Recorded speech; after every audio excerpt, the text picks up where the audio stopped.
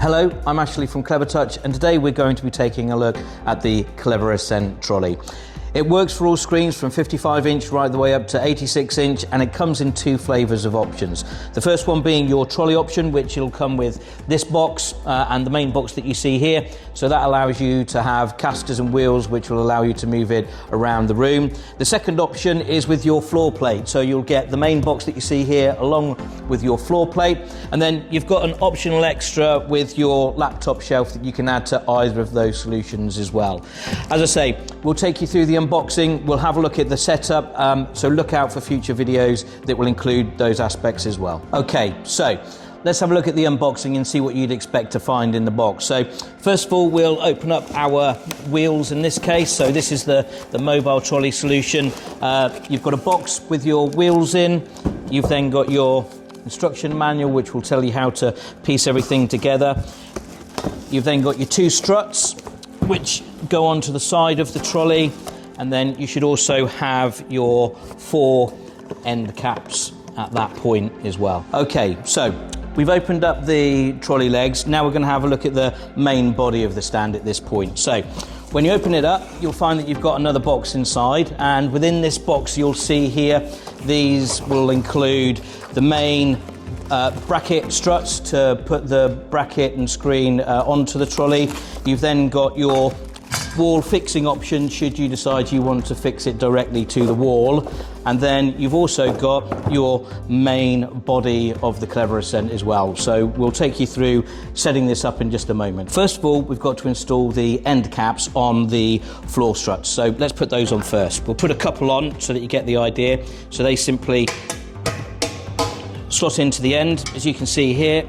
Let's just do the other one, and then there we go, they're nicely in at that point, and we'll do the same with the second one as well. Okay, now that we've added the end caps, the next thing to do is to add the wheels. So very simply, you'll see at the bottom of each of the wheel struts, you've got 2 little holes.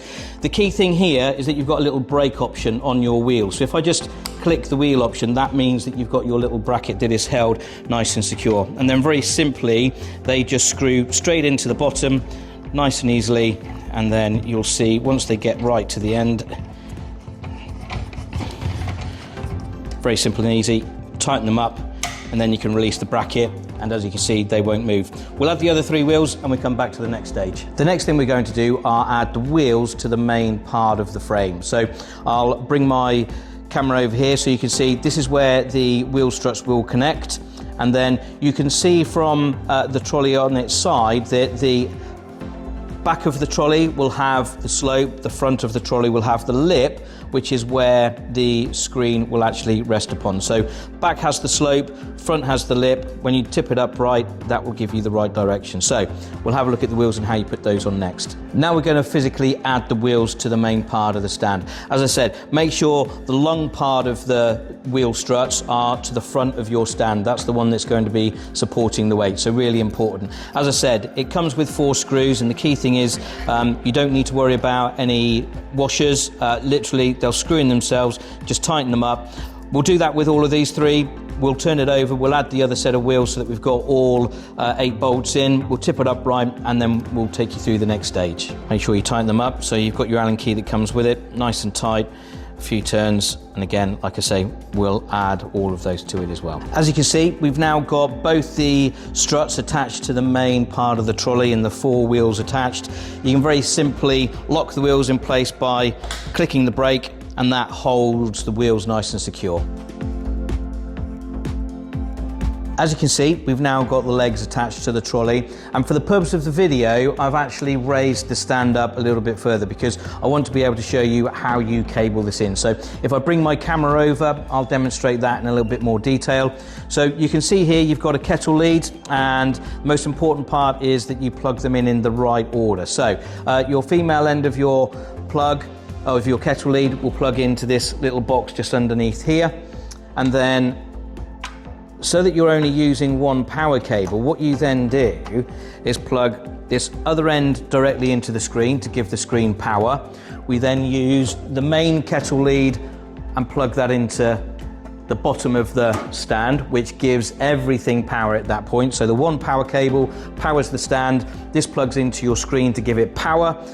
You've then got your little USB connection that you see here that you can plug into the screen, which means if you don't want to use the manual controls, you can use the controls via the screen itself. And again, we'll show you that through the floating pen tool option later on.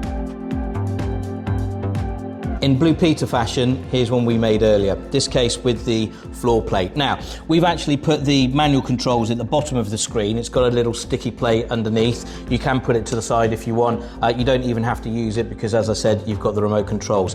But the key thing is, when you first install it, you've got to follow a set of instructions. So bring it all the way to the bottom. So with the down arrow, bring it all the way to the bottom, allow it to hold for 5 seconds. It will automatically bounce up about 7 millimeters, and then you'll hear a beep. It will then tell you that the reset has been successful. That means that your stand is ready to go, and then you can raise it back up to the appropriate level. As in the other video, this is the USB that you need to plug into the screen in order for it to recognize the remote controls from the front of the panel. So in this case, I'm just going to plug it into the USB port at the bottom of the screen. So in at this point, now that we've plugged the USB in, we can now use the remote controls from the front of the screen. So you're no longer having to use the manual options here. With the floating toolbar, you can see here, hit the floating toolbar, and over on the far right hand side you've got what looks like a little grid. In this case it's the stand in graphic form. Hit the little button and then you've got a number of options here direct. So if I just bring the camera over very quickly, you'll see these in a bit more detail. So we've got our raise, we've got our lower, and then you've got memory 1 and memory 2 at this point as well. So I'm just going to raise the screen up very quickly at this point so you can see the screen is being raised. And then in order for me to save a position, so in this case we're going to save position 1, I hold my finger on the number 1.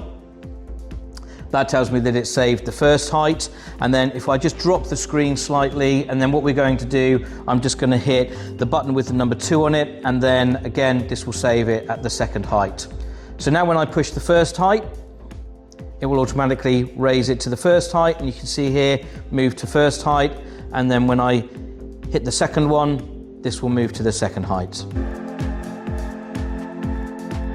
We're now going to take a look at our optional extra, which is your laptop shelf that connects directly to the CleverAscent Trolley. So let's unbox it and see what we've got inside the box. So first things first, your instruction manual. You've then got your laptop shelf. Underneath this, you've then got your brackets. So here we go. Your bracket underneath here. And then most importantly, don't forget your screws as well. So very simple process. We'll take you through the setup and we'll show you how all that puts together in a moment. Okay, you'll see here that I've now got our bracket installed. So this is for the laptop shelf. We've got our retaining bracket, and then we've got our laptop shelf holder just here. The key thing is there's 2 positions for installing this bracket on a mobile trolley only. You'd really only use your laptop shelf as an option for the mobile trolley, and that's really important to understand, because position 1 is if you're installing it on the right hand side, position 2 is if you're installing it on the left hand side of the screen. And you'll see from the actual bottom of the laptop shelf itself, you've got 2 positions. So effectively position 1 is further back, and on position 2 it's exactly the same on the left hand side.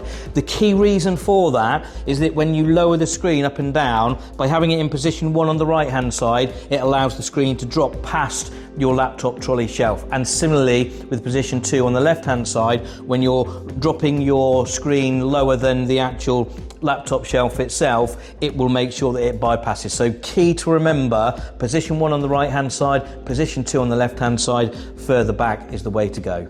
If you want further information, www.clevertouch.com.